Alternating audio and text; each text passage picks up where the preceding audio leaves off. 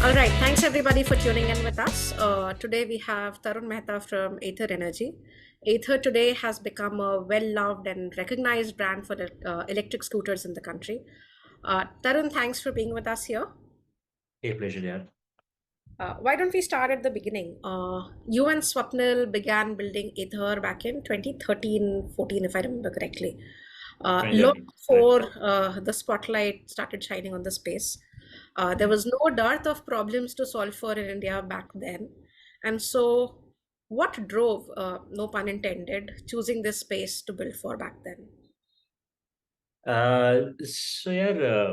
We wanted to build we wanted to be in the energy space for a very long time. Second year of college, we've been calling ourselves Ather Energy, the two of us. It was never a company, not at least not back, sorry, not back at that point. Um, it was uh, it was just the two of us trying to build something known as a Stirling engine back then, and generally believed pretty strongly that uh, इतना engineering सीखा है तो कुछ तो बना ही लेंगे. But a few years of working on a pretty hard tech, and we quickly realized that we couldn't move that to production, we couldn't move that to commercialization. So we went our different ways, but we stayed back in engineering. Then I was working on this idea in my past time on lithium-ion batteries. It was the outcome of a college project, a side project almost. And that idea, okay, so the funny story is I had a lot of time in my job. The first job that I had a lot of time. Um, so I used that time to just read up about batteries, became pretty fascinated by them, became convinced that there is a big opportunity to build batteries for electric scooters in India, and convinced Swapnil to leave his job, come join me in Chennai in building these batteries. Because we're talking about building batteries, we kind of figured, you know what, we are still an energy company, so we'll call ourselves Ather Energy. And we generally thought for the first few months that we're going to be a battery manufacturing company, a supplier to other folks. It was just a happenstance that to prove that battery out, we were building a vehicle. And we started liking that vehicle. And customers that we met started liking that vehicle. So we decided to also build a vehicle. And that's how things began. But it began in a very almost romantic way. It began like a proper garage thing. We graduated just like 6 months back, and we was working out of this Department of Engineering Design under Professor RKK and Dr. Sandeepan. We would sleep in the lab. We spent 8, 9 months just doing fairly hardcore building before we even registered the company. And building hardware always comes with its challenges and complications, right? There's the readiness of the enabling ecosystem or lack of it, whether it is Mm. manufacturers, whether it is talent, whether it is capital. How did you guys navigate all of this in the initial journey? Um, yeah, capital. I would not say what we did was a playbook at all. Uh, but by the way, quick sanity question. Can you guys see me okay? I think there's a We can, ridiculous amount of light here. no, It's I almost feel like a we can because see I you. can barely see you guys. Just one sec. Sorry. Might make my job a little easier. Oh, okay, I think I can see finally you should be. Okay. Sorry. Uh, yeah, so yeah, ours was not a playbook, and we never actually thought through fundraising very well, to be honest. We kind of just winging it. Because if you think about it, two undergrad students with no money saying we'll build electric vehicles in a market that has never built electric vehicles, in a market that does not support or like hardware companies, is not a good idea. Um, while now there are a lot of young folks building hardware, back in 2013 there was nobody building hardware, and building an automotive company as with no auto experience was a not an insane idea. It was just a very sad idea. It was like somebody help these guys out. क्या सोच रहे हैं? ठीक है. And I met a lot of those folks. Um, we also took a fairly unconventional way by saying we will will be very front loaded. as far as capital deployment goes. So we're going to basically put in the largest R&D for electric two-wheelers in the world before you will see any vehicle. And you're not talking about like 1 year of R&D and then revenue. We're talking about 4 years of R&D and then some token revenue, and then another 3 years of intense R&D before interesting revenue. So 6-7 years before you see any outcome. So India VC ecosystem does not have a lot of exposure to this. Actually, arguably, even globally, VCs are not very good at understanding electric vehicles. So a lot of non-conventional stuff. I can spin a lot of romantic stories, but I'll just be honest. I think we just got lucky because we just took a lot of shots at this. So I did the count because I read a Quora post which said, so mid 2013, I started pitching to folks, not even investors, like individuals, just random individuals. Late 2013 onwards, I was pitching very seriously. And by early 2014, I had only raised 25 lakhs. And we already had a team of 10 people building a vehicle. So money was going to run out pretty quickly. We would have closed by March 2014. But we did not close because we managed to convince IIT to give us a bit of a loan, I think about 25-30 lakhs. So we took that loan and ran with it. We would have closed by, I think, August or September 2014, but convinced our parents to give a bit more loan, and then we ran with it. We also used up customer deposits, which was a bad idea because if we had shut down, we were liable for it and we would have had to pay it back from our pockets. And along this way, so I met like 30-40 people and all disastrous pitches. Kuch nahi nikla, like not even 25 lakhs out of those. And I read this Quora post by some entrepreneur, who said that it took him 80 pitches to find his investor. And I think I don't remember, was it him or Paul Graham who said, you only have to be right once, right? Like you don't have to be right with every investor. You don't have to get lucky with every investor. So I made a mental math that 80 investors ko pitch karte, tab tak bhi nahi hua, then I'll start worrying. And I think it was somewhere in the 80s that I found my first large angel investor. It was my 80th, somewhere in the 80 number pitch. So I definitely feel that we got lucky because we just pitched to enough people and somebody bought the story luckily. That was such an amazing concept. That kickstarted some sort of traction for us in the ecosystem. Tiger came calling pretty quickly after that and put in 12 million. And that sort of saved the company. Not saved, that sort of put the company in the right direction. And eventually we just raised strategic and then went the PE route later. And that's on the capital side. What about the support on manufacturing? You needed to build your own manufacturing. Was that because the ecosystem itself was not ready and there was no quality supply, or was that a conscious decision to control quality? So there's more nuance to this. It would be technically not correct to say that we build out our own manufacturing. Automotive companies in India really build what is technically manufacturing. Automotive companies, even the best companies, are generally assemblers. A Hero or a Bajaj also largely only does vehicle assembly. The manufacturing happens with their suppliers. So what is, however, correct is that unlike the traditional auto model, which is called supplier-driven innovation, where basically suppliers have roadmaps, technology roadmaps, and product roadmaps for the next 5 to 10 years, and automotive companies have product planners who choose out of that roadmap. So it's a careful balance of picking up a stable technology when the cost becomes low enough, but before it becomes very, very old, right? It's that balance that most automotive planners have to do. We flip that model of pretty immensely by saying that almost everything that our suppliers will do will be built to print, which means these will be custom designs. These will be Ather's IP that our suppliers will run manufacturing shops for. Not to say it never happens, but Indian auto is fairly evolved where most of the suppliers themselves have these designs themselves now. So automotive companies don't have to invest in genuine platform or product development, platform or technology development, sorry. They do product creation. So there's platform, there's technology, then there is platform, and then there's product, right? Automotive companies only operate here on the last level. We decided to go 2 steps below. platform for sure, and to some technology also.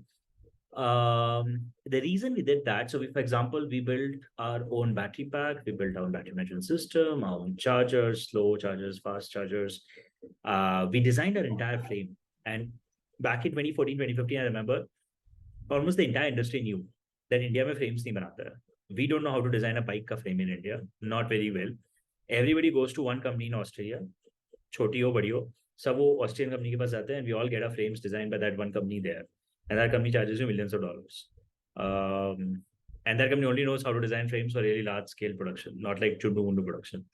So because of all these constraints, we had to also do frame design in India, which was a little bit of a first. And then obviously all the work on software, because Indian two-wheeler companies weren't big on software. There was like, you couldn't find anybody, whether embedded or not regular cloud or web ops. So we decided to do it because there was no local ecosystem that existed. That's correct. But also because we figured this could be a very interesting mode. Building a product this way will almost certainly ensure nobody can replicate an Ather in its entirety, because they will have to then copy everything that Ather did, and that seems like a pretty damn hard job. There's like our moat will be just the number of engineering hours spent behind it. And at some point, if you are consistently running the largest engineering team, it is just impossible to catch up with the number of engineering hours put behind it. So you sort of create a very, very different kind of a moat, which surprisingly as a startup you can create it. I remember this hiring campaign you guys had I think quite a few years back. It was called #SaveAnEngineer. You talked about the engineering hours, that went behind creating your moat. Has it become easier attracting talent today? It is. See, I would actually say I don't think our biggest challenge was attracting talent, even back then and now. Our biggest challenge was reaching out to a very specific group of people who were still willing to believe that you could do product development in India, and were not so young that they had no idea. So what we quickly realized is, and I think this was a campaign in 2015, I think, or 2016 maybe, that we did. So fairly early years of Ather. I think by 2016, we had already built a team of, I think, 150, 180 engineers. And the vast majority came either out of colleges who were working on Formula SAE, were building race cars. So very fairly niche group in every college. Or they came out of the industry, but they were extremely rare people to find. Now, once you found them, and once you put the Ather recruitment team in front of them, or once you put the Ather folks in front of them, for them it was an immediate click. Boss, Ather join karna hai. So the problem was not that once you were in front of them, how to convince them to join us. The problem was just finding these guys. So it was pretty crazy, because that was the first dollar we spent on marketing, and it was spent on basically a recruitment campaign. So we actually took out a bunch of outdoors, a bunch of those billboards in Bangalore and Hyderabad and a few other places. It's called SaveAnEngineer. And the idea was that most engineers who actually want to do great engineering work and want to have real fun, especially building hardware, have nowhere to go in India, you should come join us, because there's a lot of fun here. And we are that rare place which understands that you are an extremely rare and powerful animal. And it was inspired from Save a Tiger, I think. Save the Tiger. Okay.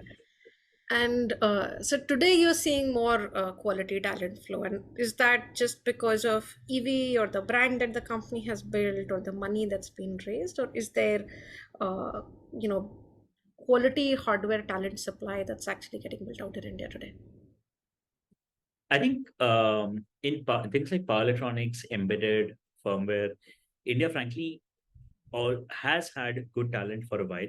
It's just been harder to access and find, but it's been there. Software, obviously, we've been good.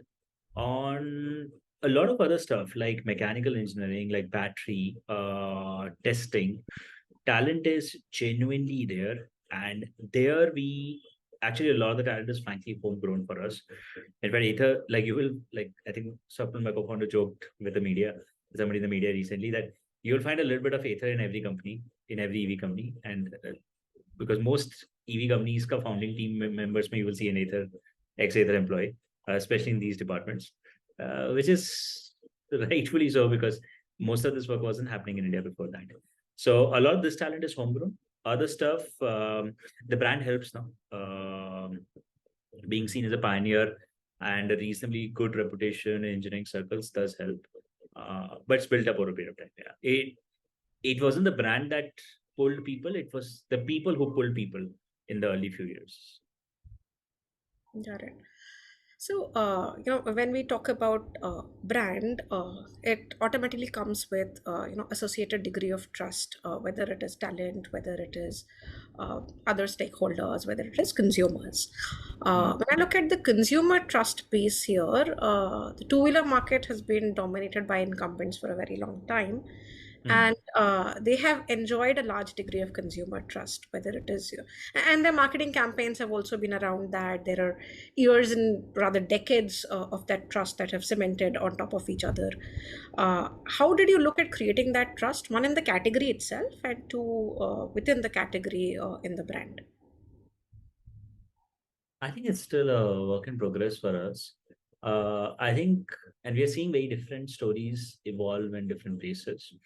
Like down south in India, like especially Bangalore, Chennai, Hyderabad, Kerala, all of Kerala, I think Ather today has a reasonable reputation. We don't lose a lot of customers to legacy manufacturers because of trust reasons. But that's also because we've been present here for a long time.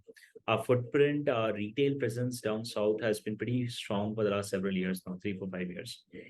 As you go up north, our retail presence is newer. Our employees are fewer, so there are fewer stories and folklore to go around. We've done fewer engagement events. So there we see a variant of a increasing variant of this problem.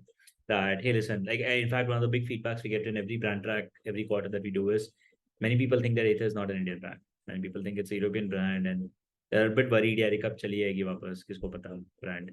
So we've almost been discussing. Listen, how can we Indianize our content? Because looks like people don't otherwise think that we are an Indian brand right now. So it is that problem is very true as we go up north. What I'm kind of I now personally feel that where you can't solve that problem already, it's better to not try and solve it. I think it's better to not try and convince somebody in UP that we are more trustable than a Hero, or in Gujarat that we are more trustable than a Honda. Because you're essentially fighting against 30, 40 years of brand trust and nothing sort of hundreds of millions of dollars in marketing spent for several years. Nothing short of that can sort of catch up for the kind of generational brand building that these guys have done. And Indian two-wheeler space is quite irrational. People don't make rational choices. People don't buy the right spec. People don't buy the cheaper product.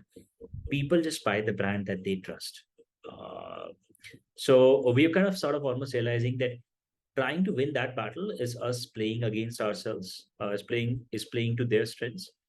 So we're kind of not trying to flip it. What you will increasingly see is we are basically trying to convince people that time has changed and our products, our brand kind of speaks it. Like there's a lot of new tech, there's a lot of upgrade element to this. So I can't talk about everything, but my point is, I think we have come to realize that if you haven't already built trust in certain geographies, it's best to not throw a lot of marketing to try and solve that. It's actually better to sort of sell people the idea of moving to something new, moving on the back of new technology and new product promises.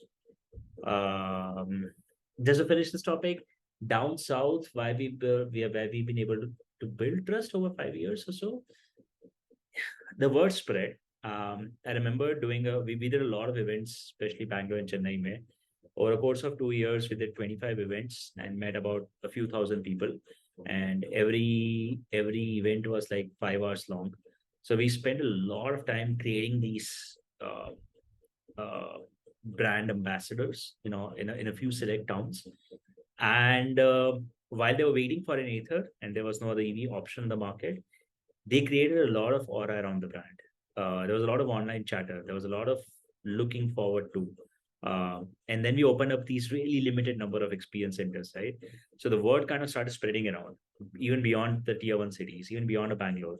It went off all the way to Hubli and Dharwad, and around Chennai it would go to Coimbatore and Kanchipuram, where people from these cities started hearing that there is this amazing, really good looking vehicle, but it's only available in Chennai, only available in Bangalore. So there was a lot of brand pull that got created. So when we finally got to these towns, we sort of landed as a premium desirable brand, which people had been chatting about for a very long time.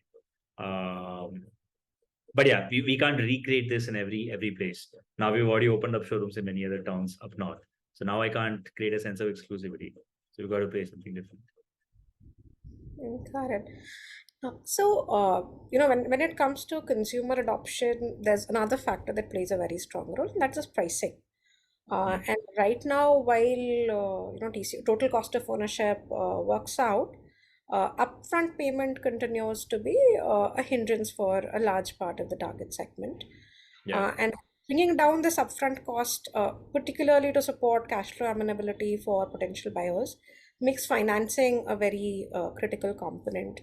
What's been the trend for financing that you are, witnessing, whether on Ather vehicles or in the space in general?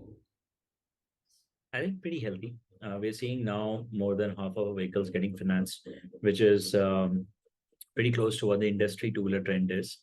Um, uh, we've also pushed this for a good year now to drive more awareness and drive more partners. But generally, we find now ourselves at a place as an industry and as a company where there are more than enough financing options with the same or sometimes even lower rates than ICE vehicles, and reasonable distribution also. So I don't think financing is now a legitimate concern. What is a challenge, however, is the how the math happens in the mind of a consumer, right? What we haven't been able to fully crack, frankly, is that the customer still thinks of the sticker price despite planning for financing. The customer still thinks of sticker price, and that's a very top of the funnel problem, right? It's not the problem once you've already come into the show. Then I think conversions are pretty terrific. But top of the funnel, what people hear is, "Arey, but electric scooter is like 30,000 rupees more expensive than a petrol scooter, no? So what's the point?" A unfortunately escapes the attention that that's 1 year worth of petrol, and electric scooter comes with a 5-year battery warranty. So you will save 1,50,000 rupees driving the electric scooter by spending 30,000 more, and batteries will last much more than 5 years. So there is a little bit of a awareness gap that still exists. It's not per se a financing problem. Financing options bahut hai. So if they were to come down to actually looking at the financing cost and compare that with their petrol plus EMI cost of a petrol scooter, the math is terrifically in favor of even the most premium electric scooters. But I think the gap is in just educating customers about this, top of the one. In the showroom, the conversion is super easy. Okay. And what about getting people to the showroom then? Because then that's where the work needs to happen. That is the organizational OKR. So, like, I'm not kidding. I think for a while now, our highest focus as a company, whether you are in product, you are in design, you are in engineering, has been how can we get more people to come to the showroom, right? Remove more and more hassle, more and more friction, more and more mental barriers they have to come to the showroom. Because once they're in the showroom, the math is so blindingly obvious, the tech superiority is so obvious, the product quality is such a major upgrade that people convert. But how do you get them in? I think that's frankly the number one focus for us, all of us. Got it. And how do you see that amenability or adoption being impacted with the government withdrawing FAME subsidies? And how does this impact readiness and market pull? Mm, it slowed down growth this year. So if I were to discuss absolute numbers, it looks like a big delta. The industry should have roughly at least doubled up this year, if not 2.5x. I think at this point, it looks like it'll be more like a 20-30% growth this year. It looks like a massive shock. But in real terms, because of the extreme growth that we are in the middle of, I would call this a 3-quarter pause on growth. Basically, all of us knew that subsidies eventually will be toned down. We were all preparing for it for next year. It just happened a year earlier. So we are now all essentially fast tracking a response to lower subsidies, which is cheaper models, more financing options, and just faster awareness building, not waiting for organic growth. So 2-3 quarters worth of delay, but otherwise that's it. Otherwise, nobody considers this as a genuine trajectory change for the industry. That's interesting. How are you looking at mitigating range anxiety for your users?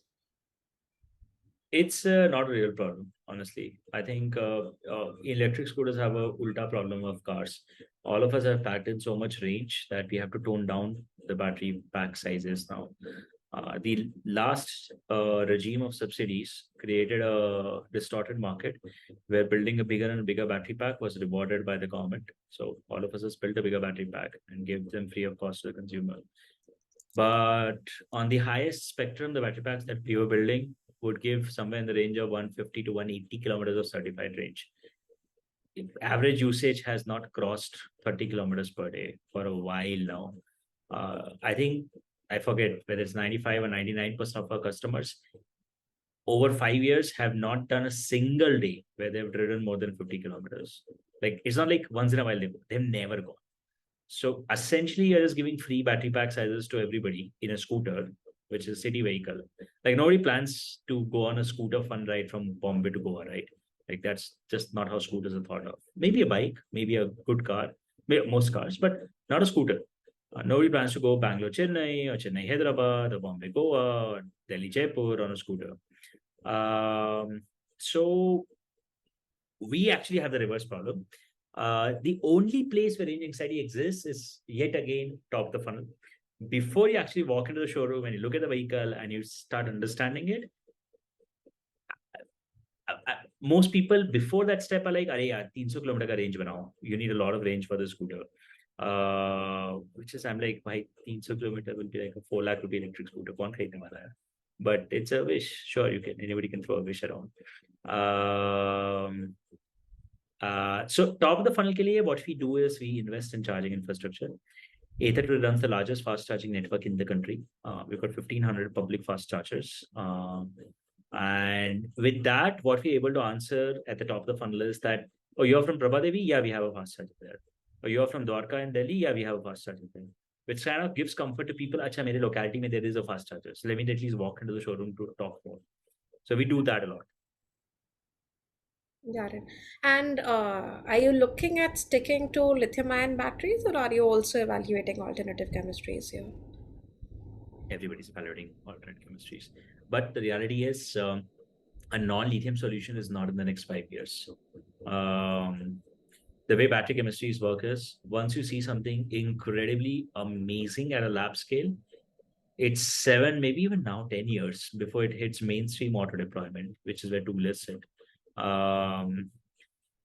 At this point, I would say maybe there is something interesting at a lab scale now, maybe. So I don't think the chances that it'll hit us in the 2020s is not very high.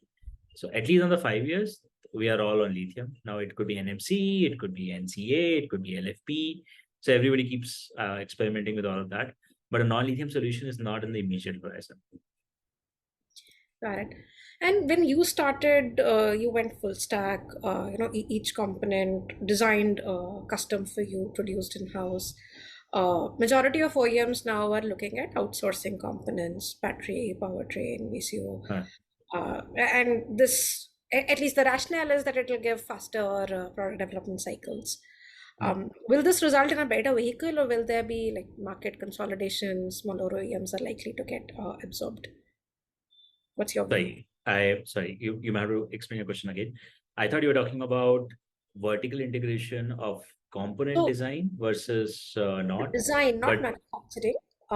Design particularly for you was custom made, right? Whereas if I look at the traditional auto industry and the likelihood of that being mimicked even It's over time, how do you think that is going to play out? Will you see, potential for component makers, for a motors company, a powertrain company, standalone BMS, or is there going to be market consolidation on each of these?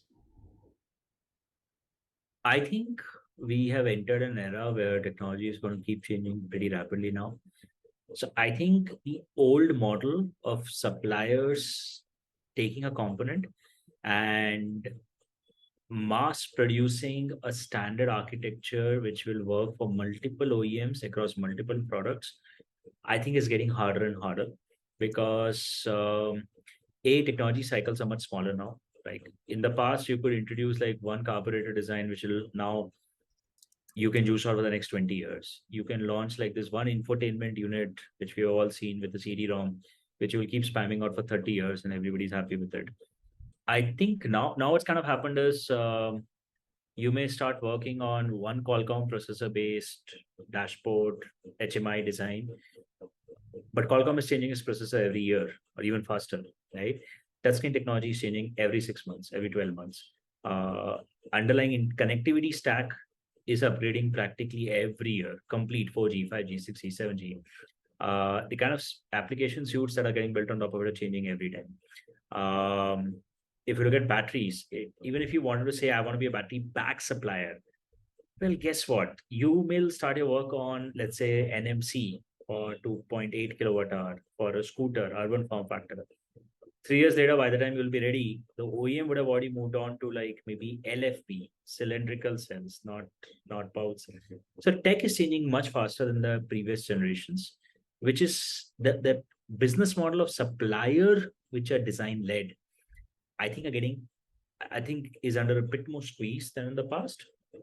So either you'll have to be very nimble as a supplier, or it's going to be more contract manufacturing of OEM owned designs that we will see for another few years until this entire technology kind of stops growing. That's kind of what's happening in mobile phones. Mobile phone tech is now kind of plateaued out, right? At least from a hardware perspective. So now it's a legitimate argument to make, listen, yaar, apna mobile don't design, right? Like it's pointless. Just focus on the software, kind of the pixel argument. I think we're still 5-6 years or maybe 10 years away from that in EV. Once we get to that stage, yes, then OEMs will take their internal divisions, spin them off, make them the suppliers, and then a little bit of consolidation will happen. But I think today OEMs, all good OEMs will end up owning a much higher share of their IP than ever before. And that's not going to slow down for many years, at least in Indian two-wheelers. Right. And how would, so you gave the mobile phone example, right? How would the evolution be different or, similar to what we saw with your Apple, Qualcomm, Infineon, Foxconn setup that played out in consumer electronics versus your traditional GM playbook? Uh,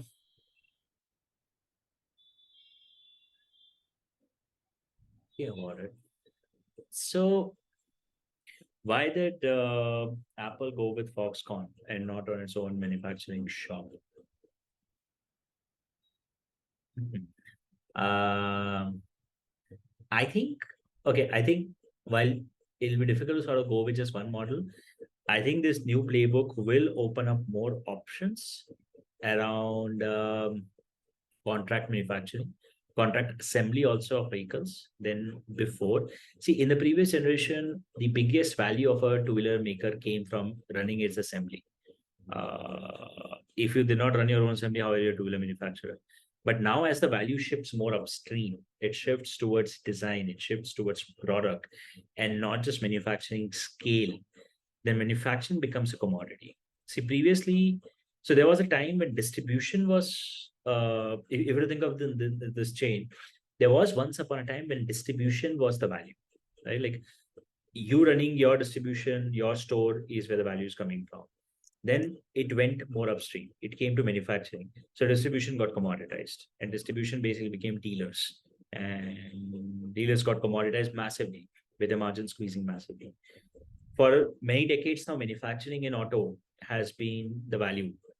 But now, with a lot of value kicking in on the design and the IP side and the product side, even if you look at cars, for example, cars have been pretty boring.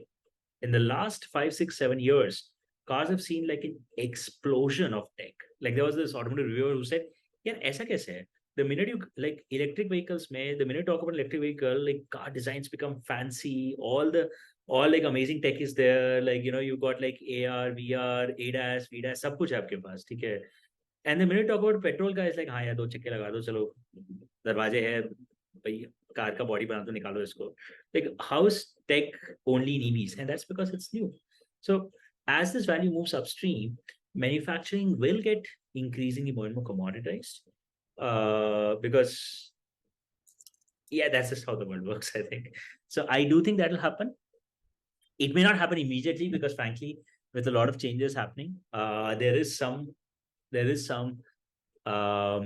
advantage in running your own assembly, which is you can just be faster in making changes, but people will learn. People will learn how to manage this, just like how Foxconn learned for Apple.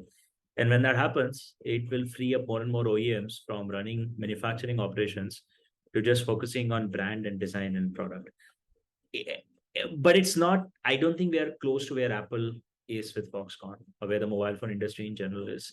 I think we are maybe even 10, 20 years away, but it's getting there. It definitely, the manufacturing as a central value in the company has come down massively already. And so when we look at manufacturing, particularly battery cell and processors, a lot of that today sits in China.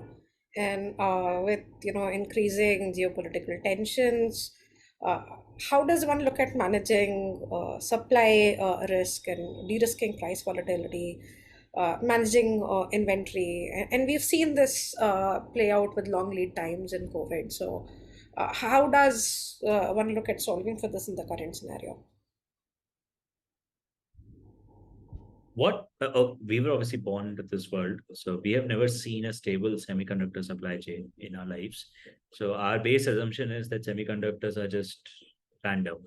Like sometimes there is a glut and sometimes there is a shortage that lasts 18 months.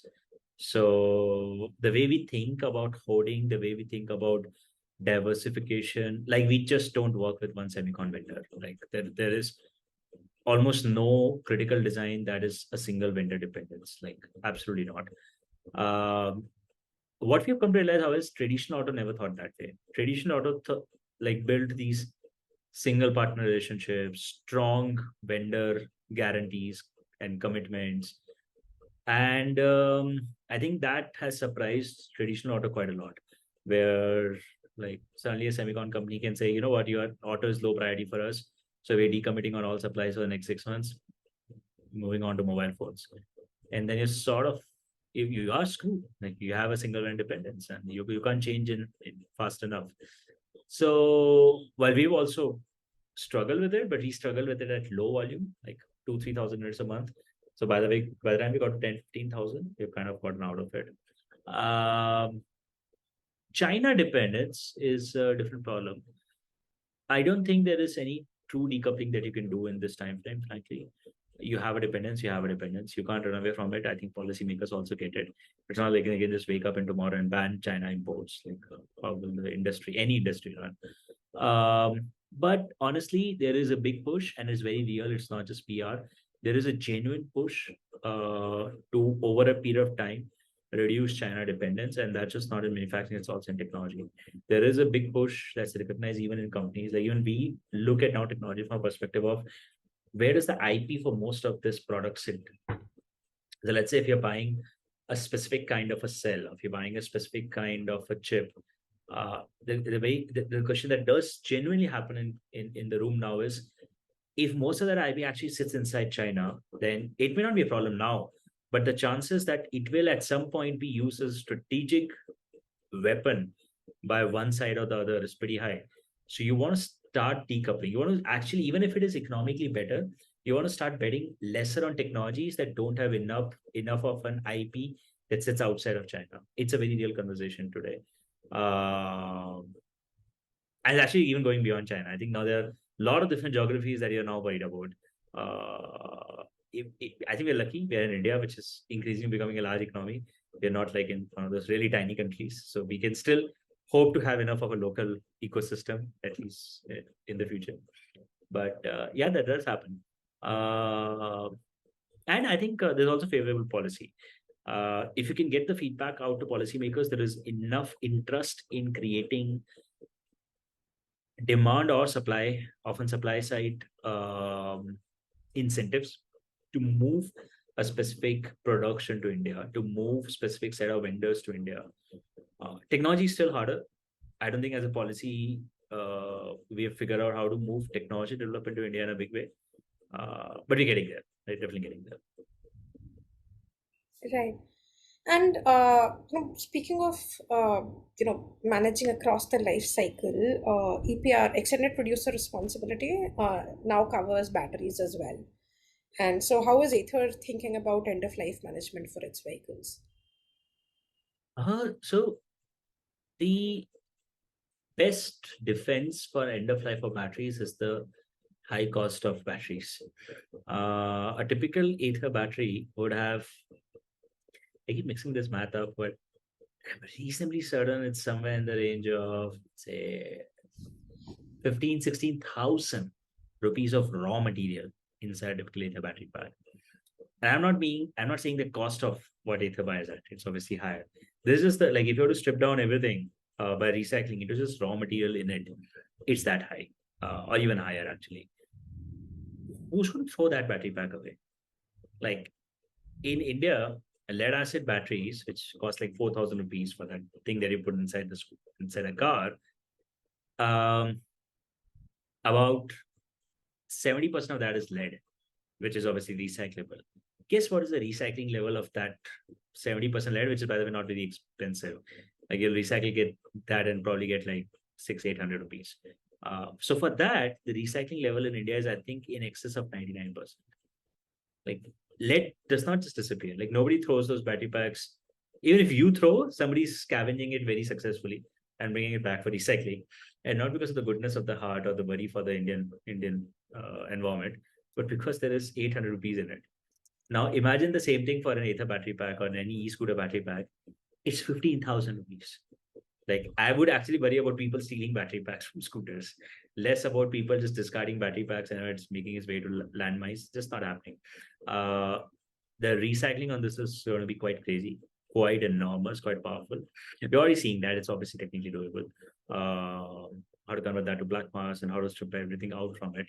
But who does the logistics? The reverse logistics is very complicated. And Actually, so, no, the it's that. reverse is this is not complicated because these are not small items that small roadside mechanics will just replace, right? You can't. This is the central vehicle battery pack. If you're ever taking the battery out of the scooter, you're putting something else in, right? Obviously. So it will happen at a dealership. It like battery is such a central element that it's not gonna get just thrown away. Now, and the chances that so it'll come via dealerships or it's such a high value item that and even if it's a parallel value, a parallel distribution that pops up for it, it will be organized enough. It won't be like, people will be just, I've just collected one battery out of a scooter and I don't know what to do with it. Absolutely not going to happen. Nobody's going to give you that battery, SE free man. And you're not going to be one of those lucky guys who gets like just a few batteries and you just decide to throw them. So it's just very valuable. And hence stripping it down is extremely, extremely powerful. So at this point, what we are seeing globally in EVs is these batteries eventually find their way back to the OEM with a reasonably organized system. It does not look like it'll get a little bit unorganized. And once these batteries come back, then obviously I doubt most OEMs will run their own recycling operations. They will be contracted out. There are good recycling tech partners who will then run the entire operations of stripping them down. There is a line in policy making, especially lithium. Lithium once in the country never leaves the country. And the idea is the recycling levels are going to be so enormous that 15 years down the line, we will not need to import any lithium. We'll not need to import any nickel or cobalt, sorry. Purely because you have enough lithium, nickel, cobalt, all of this in the country that just using the recycling, you can probably meet 80-90% of your annual demand now. And it's a very real path that's going to happen. Right. We're just going to take a few questions from the group as well. We have Akash who's asking, as Ather today has a strong brand in two-wheelers and even Ola to some extent, do you believe there's a space for a new brand in the electric cars category as well, or will the space belong to incumbents? I think electric cars are a bit more difficult to crack in India because India in itself is not a very large car market. India has been extremely late to EV car tech. Uh, there is an enormous amount of innovation that happened in the last 15, 20 years in the Western markets. And most of it has already made its way to India. So Indian companies like Tata, Mahindra, or even Hyundai, Kia, and now Nissan, everybody and VW has already been investing very seriously towards electric car tech for the last 5 to 10 years. And you're starting to see good products come out of it now. So I think startups have a space when they have something different, which the fundamental disruption, right? Like for example, when we started, the disruption was the spec. Okay, listen, this spec nobody else is building, and hence Ather has a right to enter the market and make a name for itself.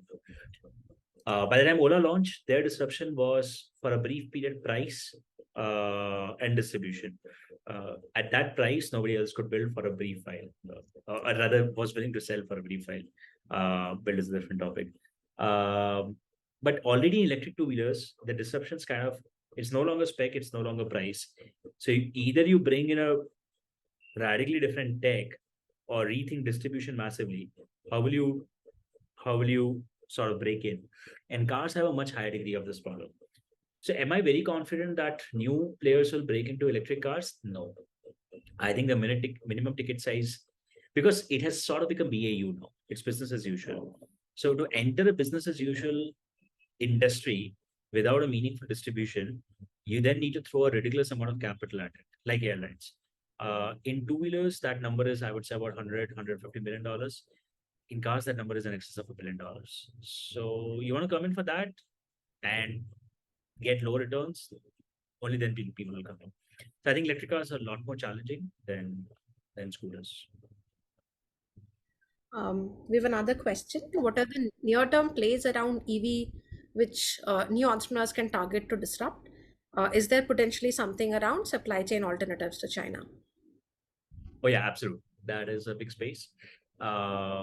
It's best if you sort of spend some time in the industry to pick up what the opportunities are, but there are opportunities around motors, there are opportunities around cell manufacturing, there are opportunities around PCB and PCBA. Displays. We don't make displays in India, and that's crazy. We don't make good switch technologies in India. We So yes, supply chain alternates to China, I think opens up an enormous list. Actually, that's a very good description. I like it. A lot of people often ask me, and I sort of take a million minutes to sort of get to this description. I think that's a good description. Supply chain alternates to China. That's the real opportunity. In fact, I would say that's probably the number one opportunity if you want to break into the EV space, unless you want to break in as an OEM. Right. Uh, we seem to currently be at an inflection point where, as far as mobility electrification is concerned, what other elements can the ecosystem support to drive mass scale adoption? Sorry, can you repeat the question? So we're at an inflection point right now as far as electric mobility is concerned in India, and what elements can the ecosystem support to drive mass scale adoption? Very broad question. But what elements can the ecosystem? Do you mean government? Whether it is government, whether it is foundations, investors, existing corporates that are active, dealers. I don't know how to answer it because except government here, nobody here, none of the other entities thinks like an entity, right? It's not like investors get around a table and say, listen, let's figure out how to help EV. So investors can't really help EV. If the sector becomes investable, then investors will ride that wave. Otherwise, investors don't decide to help EV. Suppliers don't decide to help EV. If there's an opportunity, for example, the anti-China thing or the alternate to China thing, then suppliers will jump in and take advantage of the opportunity. Government is the only entity here probably which can actually decide to make a difference. Government can decide that, listen, I want to provide incentives. So I want to encourage, I want to incentivize, let's say, manufacturing or demand or supply or infrastructure creation. And if I were to speak from that limited perspective of what can the government do, I would say government can, apart from the incentives that it does on the demand side and a little bit on the supply side, government can make, it's a very hard battle, but the government can choose to fight the battle of charging infrastructure, which is basically getting a socket in every parking lot. I've been pitching this for a while that it's a much more sophisticated version of the post boxes that popped up in our apartment complexes back when most of us were 20 years, 25 years ago. One fine day, suddenly, like the post office decided that they won't go to everybody's house, and we all set up these 100 boxes at the entrance of every tower, 100 dabbas. It's miraculous, like how the entire country figured out a way to do it for that time. I think we need obviously a much more sophisticated version of that, which is how can we set up, and because the thing is, apartment complexes, the most accessible commodity in the world is not water, it's not any other shit, it's electricity. It's the most accessible commodity. It's literally running through every pillar everywhere. The problem is not availability, the problem is access. We haven't figured out a standardized way of tapping into building electricity and using it in a way that's fair and well compensated and a sensible business model, right? That's what we've been missing. So if the government could sort of drive this as policy, in fact, there is a policy that's being driven for a while, but very, very slowly, to sort of, which can encourage 1 million entrepreneurs to set up these, essentially an equivalent of a post box in every pillar, and ensure that it's not somebody stealing electricity, but like a fair way to draw electricity. I think it can unlock a lot of people. But is that something that you really need the government to do? If there is potential, private There participation are. It's out. unfortunately a lot of electricity laws prevent stuff from happening. Local BESCOMs have a lot of compliance issues, a lot of permission issues. So at a minimum, the government can clear these things. But India being India, there's no central one law that can clear this. You have to educate every single BESCOM, every single officer. So it needs to be driven like a well-publicized PR campaign by the central government, sort of like Jal Jeevan or whatever, like the toilet abhiyan or the water abhiyan. And I don't want to say that this is more important than those, but unless pushed at that level, it's hard to sort of change the entire system. It's just too large. Being a little cognizant of the time, we'll take one last question. Um, we're seeing increasing opportunities for quality tech products being built in India for the world. How do you see the potential for India manufactured EVs and export markets? Oh, huge. India is already a pretty large two-wheeler exporter. We are, I think, 19% of the world's export of two-wheelers. But at least in two-wheelers and possibly three-wheelers, India will be the dominant exporter in the world. I'm willing to take a pretty big bet that India will be nothing short of 50 to 60% of the world's export of electric two-wheelers in the coming 2 decades. The simple reason being there are 3 large export houses in the world for two-wheelers. It's Japan, it's China, it's India. Now, China is pretty busy with electric cars and buses and trucks. Electric two-wheelers are not their priority. They aren't investing in technology, they aren't investing in quality, they aren't investing in brand. All the brand building, all the tech building, all the product building, all the quality building is limited to other products. They have decided to strategically skip the electric two-wheeler beyond a certain point. And Japan does not like electric for some reason, right? So Japanese companies have been the last adopter of EV tech, and that too, they've been forced into it. They're not like willing adopters. So Chinese and Japanese companies are just not serious or committed enough to building electric two-wheelers.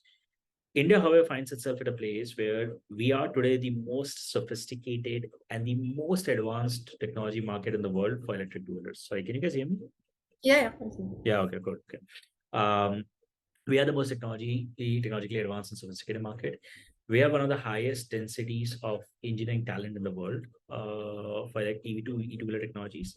We may not have the highest number compared to China, but China probably has 30 to 40 people per company. India on average has 400 to 500 people per company.